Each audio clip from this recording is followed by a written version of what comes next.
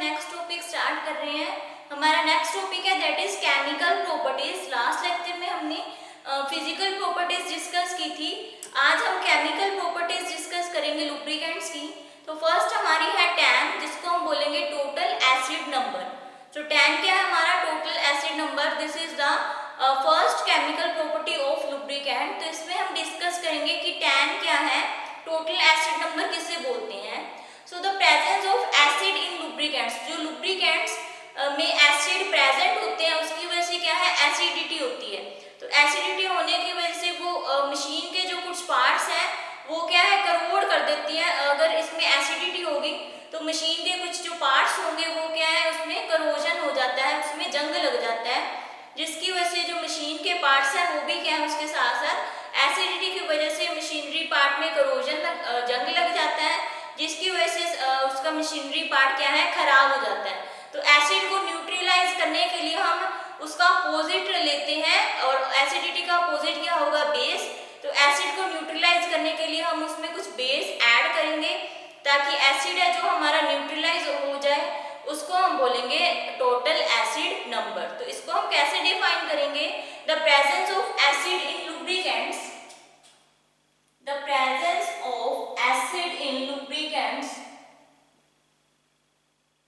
the presence of acid in lubricants, acid in lubricants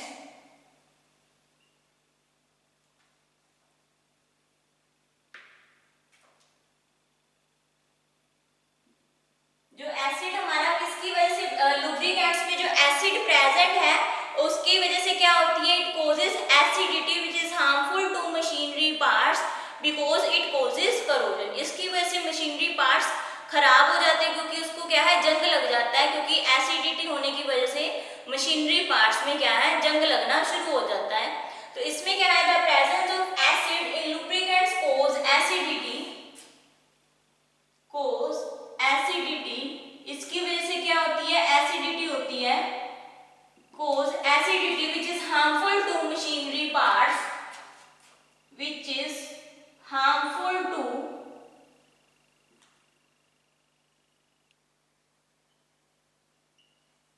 is harmful to machine parts, which is harmful to machine parts because it causes corrosion, because it causes corrosion.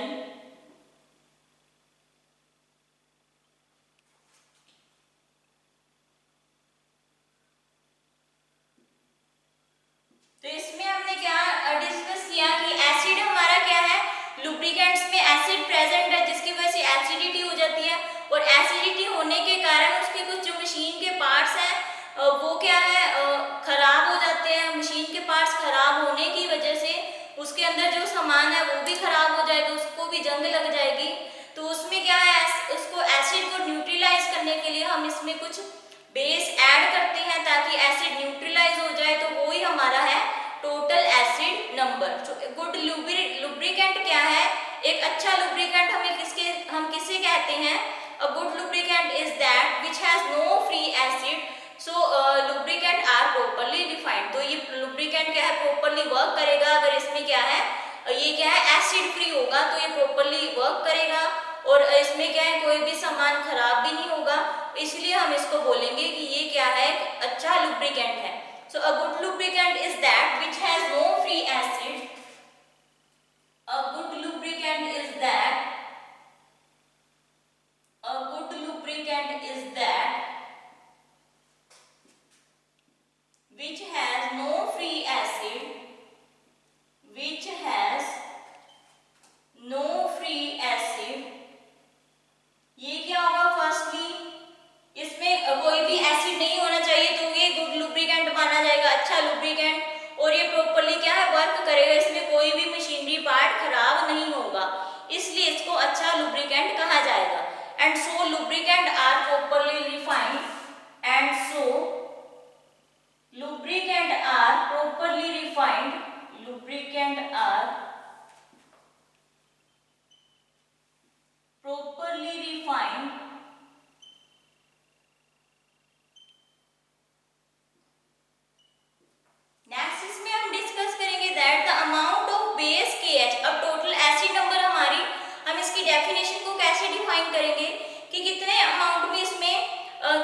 KOH potassium hydroxide present है 1 gram oil में, कितना KOH potassium hydroxide present है, ताकि ये क्या है acid free रहे, उसको हम बोलेंगे टोटल एसिड नंबर। तो इसकी डेफिनेशन को हम कैसे डिफाइन करेंगे?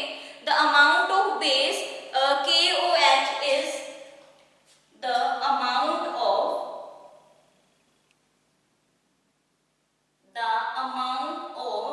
बेस KOH, जो कितने अमाउंट में हम क्या है बेस KOH डालेंगे in mg added in 1 gram, added in 1 gram of oil, added in 1 gram of oil। 1 ग्राम के ऑयल में हम कितना पोटेशियम हाइड्रोक्साइड डालेंगे ताकि वो ऑयल क्या है एसिड फ्री रहे। To make oil acid free is called acid number. To make it free from acid, to make it free from acid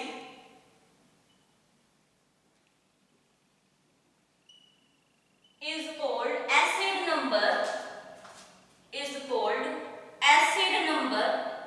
तो उसी को हम क्या बोलेंगे, ये हमारा क्या है एसिड नंबर,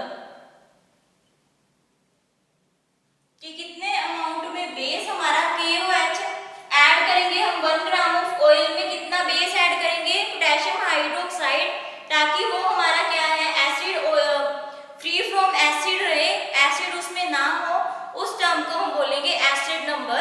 अगर हमारा एसिड लेस देन 0.1 है तो वो हमारे लिए माना जाएगा कि वो हमारा क्या है good lubricant. If acid number is less than 0.1, if acid number is less than 0.1, is less than 0.1, then it is called, then it is a good lubricant, then it is a good lubricant। तो हम कहेंगे ये हमारा lubricant क्या है अच्छा है जब हमारा एसिड नंबर कितना होगा, when acid number is less than 0.1। Next हम डिस्कस करेंगे अगर हमारा एसिड नंबर क्या है greater than 0.1, if acid number is greater than 0.1, is greater than 0.1, अगर हमारा एसिड नंबर क्या है greater than 0.1 है, 0.1 से ज्यादा है तो हमारा क्या होगा then it increase the acidity, तो एसिडिटी इंक्रीज हो जाएगी और इसमें क्या होगा और ये ऑक्सीडाइज करेगा और क्या हो जाएगा करोड हो जाएगा। ऑक्सीडाइज मींस ऑक्सीजन के साथ ये क्या करेगा रिएक्ट करेगा, एसिडिटी को इंक्रीज करेगा और क्या हो जाएगी इसमें करोजन हो जाएगी। इसमें क्या होगा it increases the acidity, then it increases the acidity, तो इसमें क्या होगी एसिडिटी इंक्रीज होगी and then it oxidized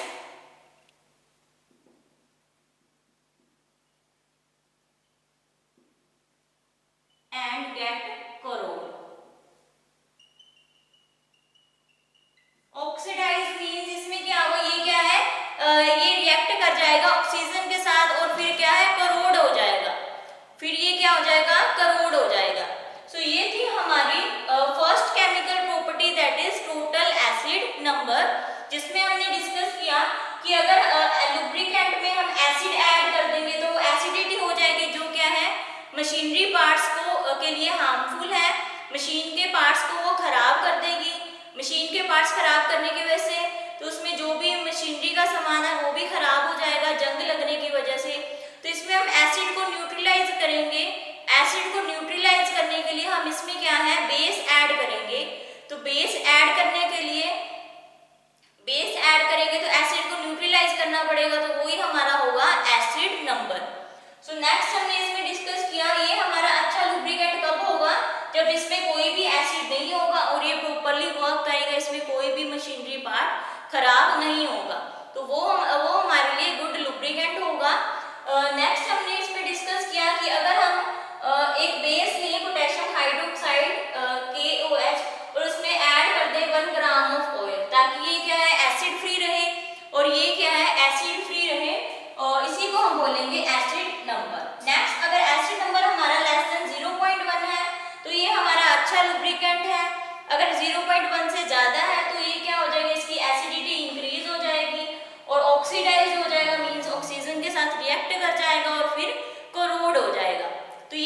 हमारी first chemical property and the next one chemical property is that emulsification.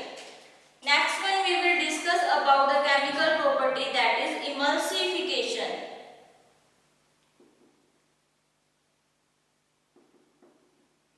Emulsification में हम डिस्कस करेंगे अगर हम वाटर और ऑयल को के अंदर मिक्स करते हैं, पानी और ऑयल को अगर हम मिक्स करते हैं तो उसमें जो मिक्सचर मिलता है वो हमारा क्या होगा, इमल्सिफिकेशन.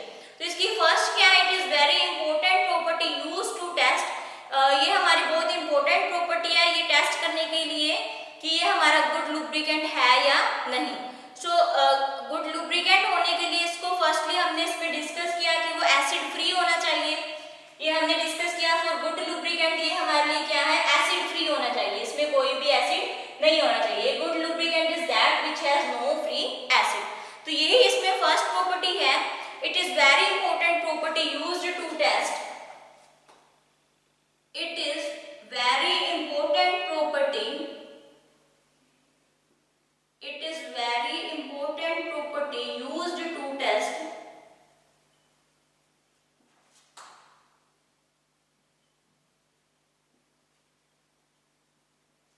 ये क्या है, बहुत इंपॉर्टेंट प्रॉपर्टी है. जब इसको हम टेस्ट करेंगे तो इसमें क्या होगा, while selection of good lubricant. While selection of good lubricant. तो इसमें क्या है, गुड लुब्रिकेंट को टेस्ट करने के लिए हम चेक करेंगे कि ये ऑयल फ्री है या नहीं. तो ये हम चेक करेंगे कि ये ऑयल फ्री है या नहीं. तो इमल्सिफिकेशन क्या है, अगर हम वाटर प्लस ऑयल को ऐड कर दें और उस पे उसका जो मिक्सचर बनेगा, वाटर प्लस ऑयल को हम ऐड करेंगे, the adding of water and oil and that mixture of water and oil is called emulsification. इसका जो मिक्सचर होगा ऐड करने के बाद वो हमारा क्या होगा, emulsification. The next point is that it has property to absorb dust particles. इसके जो मशीनरी पार्ट्स पे जो डस्ट पार्टिकल्स अट्रैक्ट हो जाएंगे वो मशीनरी पार्ट में रुकावट आएगी, उसकी वजह से उसको दूर करने के लिए इमल्शन का भी दूर होना जरूरी है. तो इसमें सेकंड पॉइंट है that it has property to absorb dust particles. It has properties to absorb dust particle.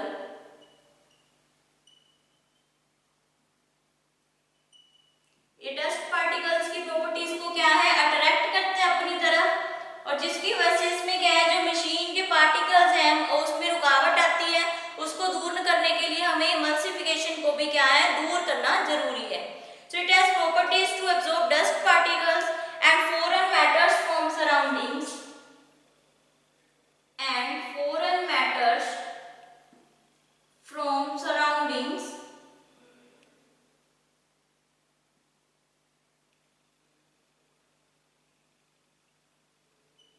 Foreign matters from surroundings. Hence lubrication action of oil spoiled. तो इसकी वजह से हमारा lubrication का जो oil है वो क्या हो जाता है, खराब हो जाता है. Hence lubrication action of oil gets spoiled.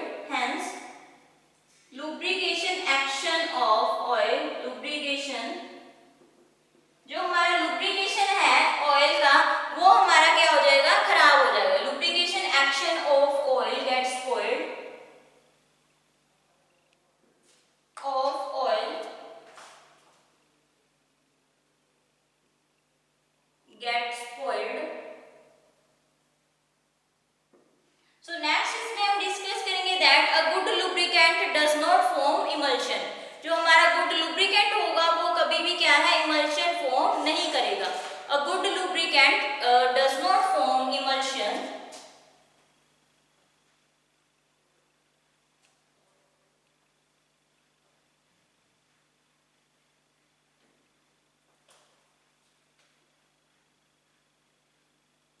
Next हम इसमें डिस्कस करेंगे इमल्सिफिकेशन में ही, a good lubricant does not form emulsion.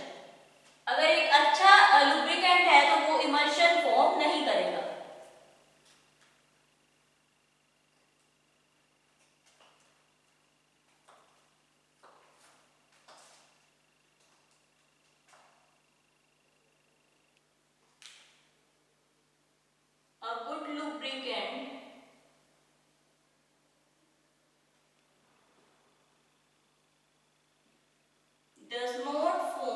emulsion, does not form emulsion।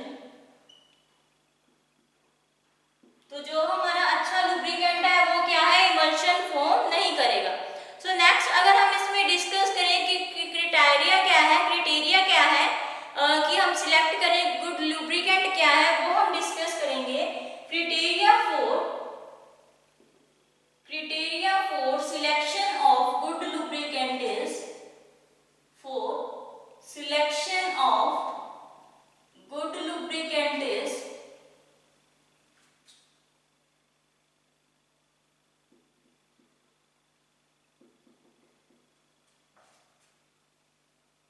तो फर्स्ट क्राइटेरिया हम इसमें डिस्कस करेंगे, the property of properly selected lubricant should not change under service condition. जो प्रॉपर्टीज हैं जो हमने लुब्रिकेंट सिलेक्ट किया है वो क्या है, कंडीशंस के अकॉर्डिंग वो चेंज नहीं होना चाहिए, उसकी कंडीशन सेम ही रहनी चाहिए।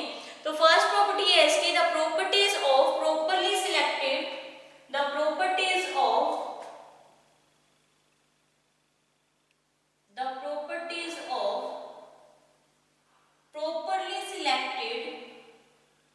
properly selected lubricant, जिसकी प्रॉपर्टी क्या है वो क्या है कि हम लुब्रिकेंट को क्या प्रॉपरली सिलेक्ट करें, जो क्या है उसको चेंज ना करें। Lubricant should not change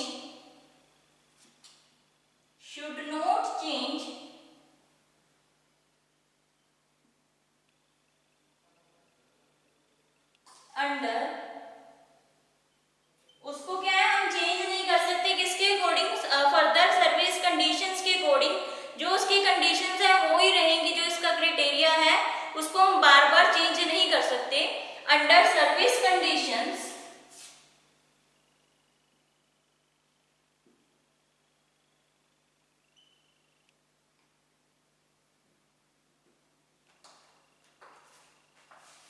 so next इसका क्राइटेरिया है for selection of good lubricant is that the lubricant selected should neither be too thin. जो हमने लुब्रिकेंट सिलेक्ट किया है ना ही वो ज्यादा पतला होना चाहिए और ना ही वो ज्यादा मोटा होना चाहिए। So the lubricant selected should neither B, the lubricant selected should neither B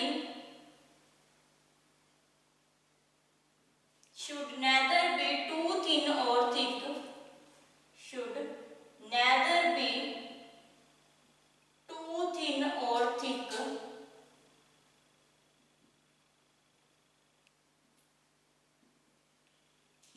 so next इसकी कंडीशन है थर्ड वन, दैट इज ना ही ये ज्यादा पतला होना चाहिए लुब्रिकेंट और ना ही मोटा होना चाहिए। It should not form discontinuous layer in moving part. ये क्या मीडियम लेयर का होना चाहिए, इसमें दरार नहीं आनी चाहिए, जो डिसकंटिन्यूअस नहीं होना चाहिए। जब प्रेशर इसका ज्यादा होगा तो मेटल क्या है हार्ड नहीं होना चाहिए, इसको प्रिवेंट करेगा और इसमें क्या है जो पावर कंज्यूम हुई है उसको भी क्या करेगा, रिड्यूस करेगा। So it should not form discontinuous layer, it should not form discontinuous layer, it should not form discontinuous layer in moving parts,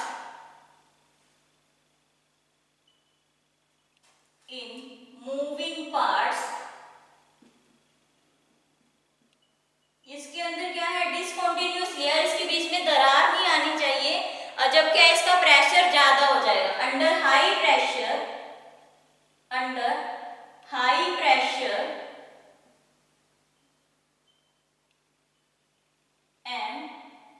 जब इसका प्रेशर ज्यादा होगा तो इसके बीच में क्या है डिसकंटिन्यूअस लेयर नहीं आनी चाहिए। And prevent the metal from hardness, और इसमें अगर हमारा मेटल हार्ड है तो उसको क्या करेगा, प्रिवेंट करेगा। And prevent the metal from hardness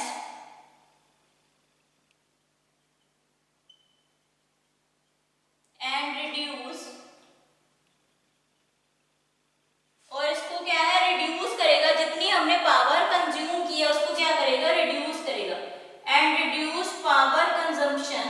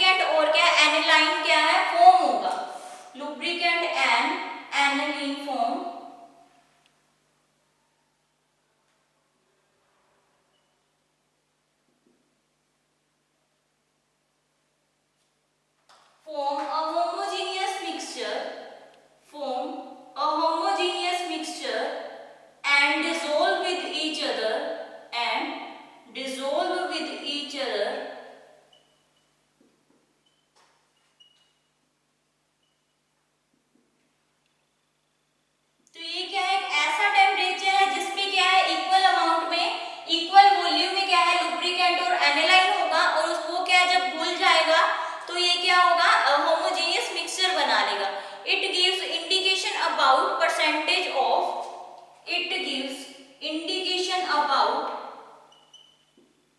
it gives indication about percentage of, about percentage of, ये क्या इंडिकेशन दिखाएगा कि एरोमेटिक हाइड्रोकार्बन की इतनी टेंडेंसी है कि वो क्या है, उसको क्या कर लेगा, डिसोल्व कर लेगा रबड़ और पैकिंग के कंपोनेंट्स को। Percentage of aromatic hydrocarbons which have, aromatic hydrocarbons which have,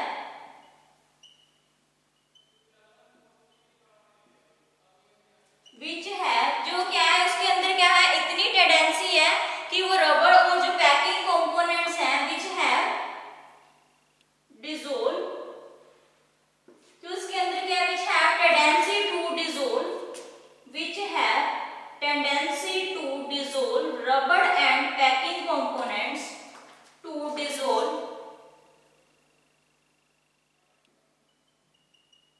rubber and packing components,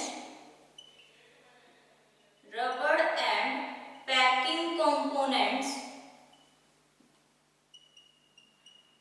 इसके अंदर इतनी टेंडेंसी होती है कि वो क्या है, रबड़ और जो पैकिंग के कंपोनेंट्स हैं उसको क्या कर लेता है, डिसोल्व कर लेता है। जो जितना ज्यादा एनिलीन पॉइंट ज्यादा होगा उतनी परसेंटेज में एरोमेटिक हाइड्रोकार्बन उसमें क्या होगा, कम होगा। So higher aniline point, higher aniline point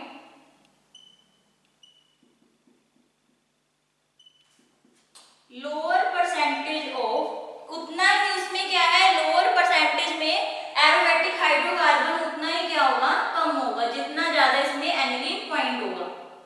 lower percentage of aromatic hydrocarbon.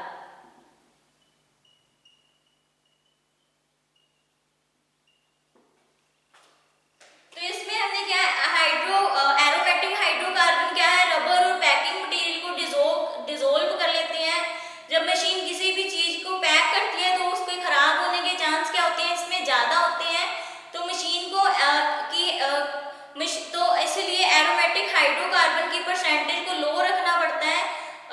तो इसमें क्या है, लगाने के लिए एलिमिन पॉइंट का भी क्या उसमें पता होना चाहिए। तो इसमें क्या है, इसीलिए इसको एरोमेटिक हाइड्रोकार्बन की परसेंटेज को लो रखना पड़ता है ताकि इसमें एलिमिन पॉइंट का पता चल जाए। इसीलिए इसमें क्या है, पैकिंग मटेरियल्स, रबड़ और पैकिंग मटेरियल्स कंपोनेंट्स को पैक किया जाता है जिसमें क्या है, मशीनरी का भी खराब होने का डर रहता है। तो इसलिए इसमें हमें क्या रखना है, इसलिए हमें इसको क्या है, इसकी परसेंटेज को कम रखना पड़ता है।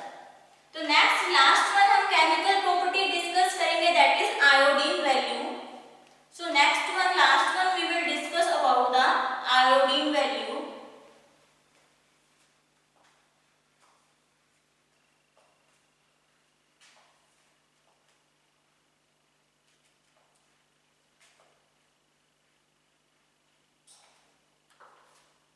The fourth one chemical property is iodine value.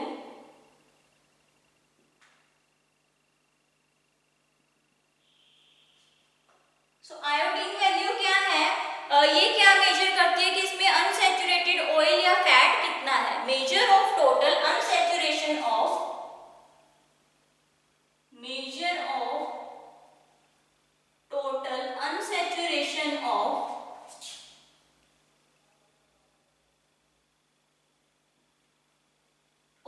an oil or fat,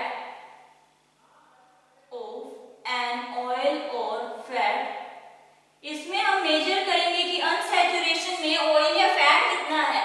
unsaturation means इसमें डबल बॉन्ड होगा और ये क्या है, लिक्विड फॉर्म में होगा। So it is expressed in number of centigrams, it is expressed in number of centigrams. इसको किसमें एक्सप्रेस किया जाता है, सेंटीग्राम्स में। It is expressed in number of centigrams. इसको सेंटीग्राम्स में क्या किया जाता है, एक्सप्रेस किया जाता है ऑफ आयोडीन एब्जॉर्ब्ड पर gram of iodine absorb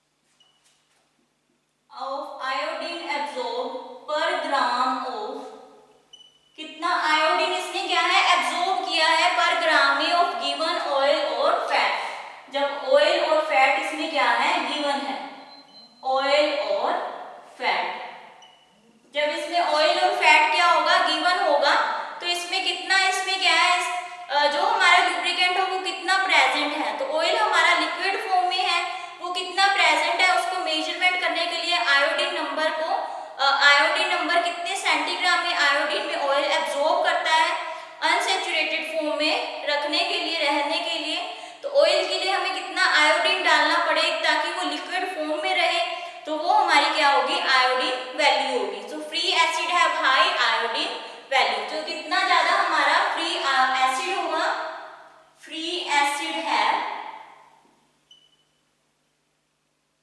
highest iodine value, तो फ्री एसिड की हाईएस्ट वैल्यू भी क्या होगी, ज्यादा होगी, हैव हाईएस्ट एसिड वैल्यू, तो इसकी एसिड वैल्यू भी क्या होगी, उतनी ही ज्यादा होगी। तो इसका फॉर्मूला है आयोडीन वैल्यू का, दैट इज 100 ×